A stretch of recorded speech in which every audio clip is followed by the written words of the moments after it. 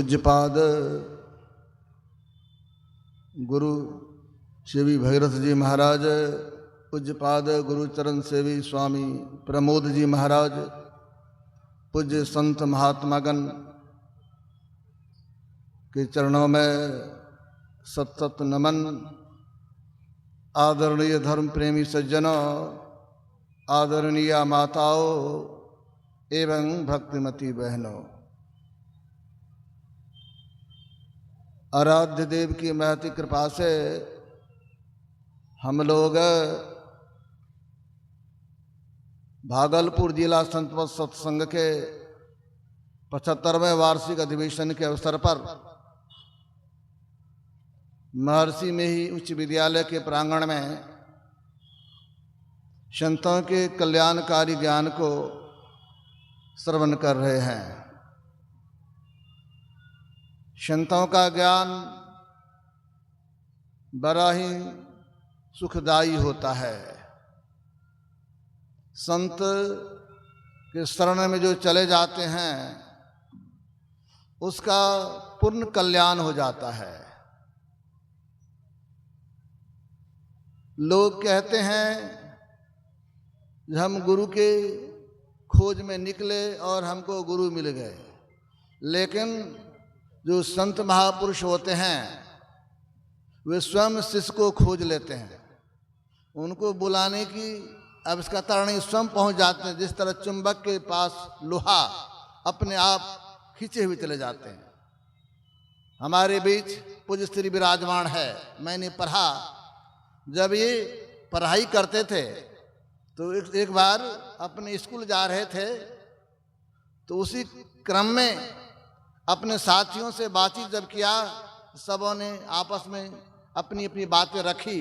कोई कहा पढ़ के मैं डॉक्टर बनूंगा, तो कोई कहा मैं इंजीनियर बनूंगा।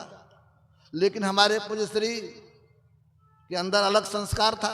इन्होंने कहा मैं तो यही चाहता हूँ आगे बढ़कर किसी संत के शरण में जाऊंगा, गुरु के चरण में जाऊंगा, उनकी सेवा में अपने जीवन को निछावर करूंगा। तो देखिए, हुजूर श्री इस बात की चर्चा किया और इन्होंने देखा उस बालिका राशि पर हमारे आराध्य देव विराजमान हैं। उनका दर्शन इनको उस समय हुआ, लेकिन और शिष्य और जिनके जो साथी थे वो नहीं देखे। लेकिन पूज्य देखते हैं कि गुरु महाराज वहां पर हैं। और संयोग से जब सत्संग था वहां पर जब गए पूज्य बाबा, तो गुरु महाराज इनको बड़ी गौर से देखे और इनके मन में हुआ जो इसी को मैंने देखा था और यही महापुरुष है। तो इनके मन में यही हुआ जो लगता है इनकी कृपा हम पर होगी। तो उनकी कृपा हुई। तो गुरु जो होते हैं शिष्य को स्वयं अपने शरण में बुला लेते हैं, और जो शिष्य गुरु के शरण में चले जाते हैं तो वह शिष्य नहीं रहते हैं, वो गुरु हो जाते हैं। संत कबीर साहब ने बड़ा अच्छा कहा, गुरु को कीजे दंडवत कोटि कोटि प्रणाम, कीट न जाने भृंग को कर ले आप समान।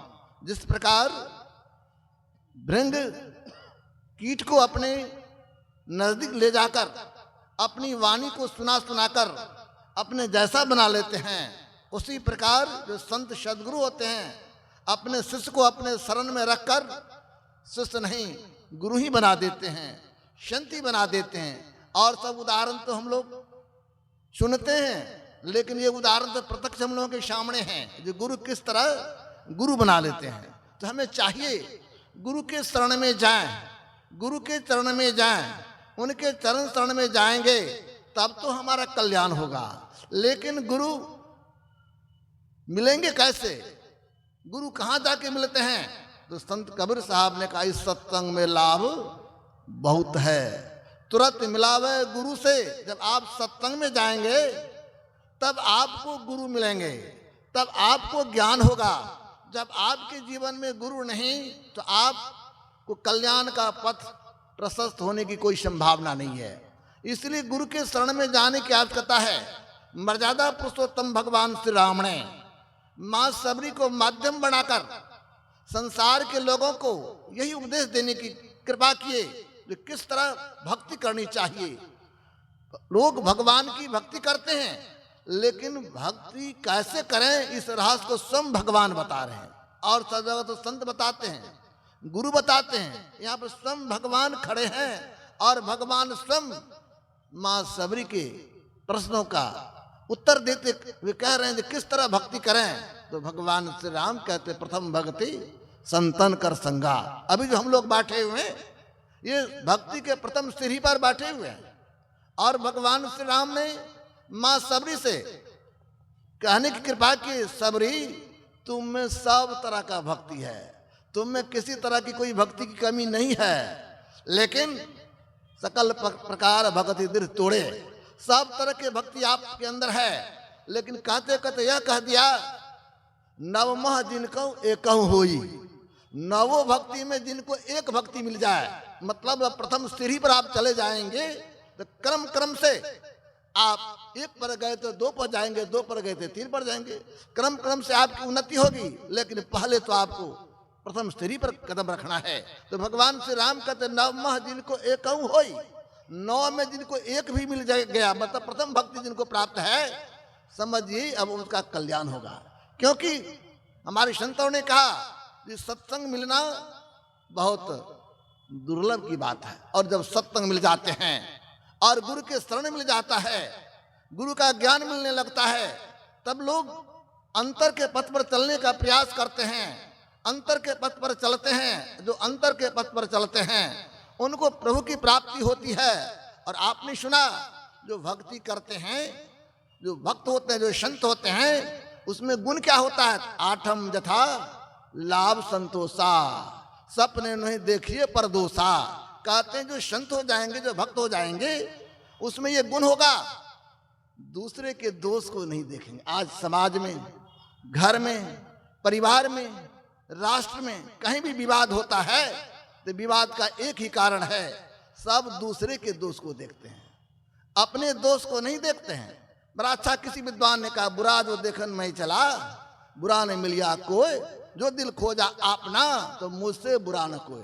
कहते आप अपने अपने को टटोलिए, अपने तरफ देखिए, लेकिन दुख की बात है हम अपने तरफ झांकते नहीं है। हम में क्या दोष है, हम में क्या गलतियां हैं, इसको तो नहीं देखते हैं, लेकिन दूसरे के गलती को झांकते रहते हैं। यही परेशानी के कारण है। लेकिन जो भक्त होते हैं, जो संत बन जाते हैं, उसमें ये गुण होता है, दूसरे के दोष को नहीं देखते हैं, अपने दोष को देखते हैं। स्वयं अपने दोष को देखना चाहिए। जो कोई अपने दोष को देखता है तो उसका कल्याण हो जाता है। हमें चाहिए दूसरे के छित्रान्वेषण न करें, सिर्फ अपने तरफ देखें। जो अपने तरफ देखेंगे अपना कल्याण होगा। पूज्यपाद महर्षि संत भी प्रबंध छोटा सा प्रसंग सुनाया करते थे। एक आश्रम में एक युवक गया, ब्रह्मचारी, सेवा में महात्मा बनने के लिए। तो गुरु बड़े प्रसन्न हो गए उनके सेवा से, तो उनको दीक्षा भी दिया, आश्रम में रख भी लिया और उनको एक छड़ी दे दिया। कहा बेटा इस छड़ी को रखना। कहा महाराज छड़ी से क्या काम होगा? कहा तुम इस छड़ी को जिधर घुमाओगे ना, उसके सारे दुर्गुण का पता तुमको लग जाएगा। तो गुरु तो समझे जिस छड़ी इनको दिया है तो अपने तरफ घुमाते रहेगा, हमारी ध्यान में क्या प्रगति हो रही है, हमें कौन सा दोष है, इस दोष को मिटावें, इसलिए छड़ी दिए थे, थर्मामीटर। लेकिन लोगों में ये जो दुर्गुण है वो क्या किया, उस छड़ी को अपने तरफ कभी नहीं घुमाता था। जो कोई आश्रम में आ जाए उसी की तरफ घुमा देता था। तो सब में कुछ ना कुछ दोष। तो सबको कहता था आप क्यों आश्रम आते हैं, सब में दोष है, सब में दोष है। अब सब दोष की चर्चा करते रहता था। एक दिन मन में वह सबको तो देखा कि बदला गुरु को भी देख लें। एक दिन छड़ी गुरु की तरफ घुमा दिया। तो गुरु की तरफ घुमाया, बड़ा अच्छा का जो सोना शुद्ध रहता है 22-24 कैरेट का, तो शुद्ध है। जब आभूषण बनाइएगा तो कुछ ना कुछ खाद्य मिलेगा। जब आप वो परमात्मा सत्ता है, निर्गुण निराकार है, तो उसमें किसी तरह का दोष नहीं है। जैसे प्रकृति में आएंगे ना तो कुछ ना कुछ विकृतियां उत्पन्न होगी। जब संसार में आते हैं तो कुछ ना कुछ दोष तो होता है। दोष गुण मिश्रित संसार है। जैसे गुरु की तरफ देखा तो उसमें भी दोष दिखाई पड़ा। अब तुरंत गुरु के सामने हाथ जो रखा, महाराज मेरा जीवन चौपट हो गया, अब आपके चरण चरण में मैं नहीं रहूंगा। मैं तो आया था अपना कल्याण के लिए, लेकिन मैं देखता हूं आप में ही जब दोष है तो आप हमारे दोष को कैसे दूर करेंगे, इसलिए मैं दूर भाग रहा हूं। तो गुरु तो महापुरुष थे, संत थे, उनको रोका, कहा बेटा ठहर जा, ठीक किया तुम, मेरे तरफ घुमा के देख लिया तो बहुत अच्छी बात है, गुरु की भी परीक्षा करनी चाहिए, अच्छा किया तुमने, देखा मुझको तो अच्छी बात है, लेकिन बेटा तुम एक बार अपनी तरफ घुमा के तो देखो। जैसे अपने तरफ घुमा के देखा तो उसने देखा कि हम में तो बहुत दुर्गुण है, बहुत दोष है। अब चरणों में गिर के कहा महाराज क्षमा कीजिए, हमारा कल्याण कैसे होगा। तो भाव क्या है, दूसरे का दोष ना देखें, अपने अपने दोष को देखें और अपने अपने दोष को दूर करने का प्रयास करें। अपने दोष को दूर करेंगे तो धीरे धीरे हमारी उन्नति होगी, हमारा कल्याण होगा। लेकिन हम अपने दोष को दूर नहीं करके दूसरे का दोष देखते रहेंगे तो एक दिन हम भी उस दोष से भर जाएंगे। इसलिए संतों ने कहा अगर आप अपना कल्याण चाहते हैं तो सुमिरन भजन कीजिए, ध्यान भजन कीजिए, और ध्यान भजन करने के लिए हमें सात्विक आहार लेने की जरूरत है, सात्विक मित्र चाहिए, सच्चे गुरु चाहिए, और जब गुरु की कृपा होगी एक दिन हम भी प्रभु को प्राप्त कर लेंगे, हमारा कल्याण हो जाएगा। और संसार में हम हैं, प्रकृति है, प्रकृति में विकृति उत्पन्न न करें, प्रकृति में विकृति उत्पन्न मानव ही करता है। इसलिए प्रकृति की संरक्षण, वन का संरक्षण, वृक्ष का रोपण, साथ ही साथ जल का संरक्षण, एक एक जल की बूंद को बचावें तो आपका कल्याण होगा। नहीं तो विद्वानों ने कहा पहले तो झगड़ा होता था राष्ट्र के लिए, कुछ दिन के बाद अब तीसरा विश्व युद्ध हो सकता है पानी के लिए विश्व युद्ध हो जाए। इसलिए सब कुछ संरक्षण की बात है, सबको बचा के रखिए, सुरक्षित रखिए तो आपका कल्याण होगा। इन्हीं के साथ मैं अपने वाणी को विराम दे रहा हूँ। श्री सद्गुरु महाराज की जय।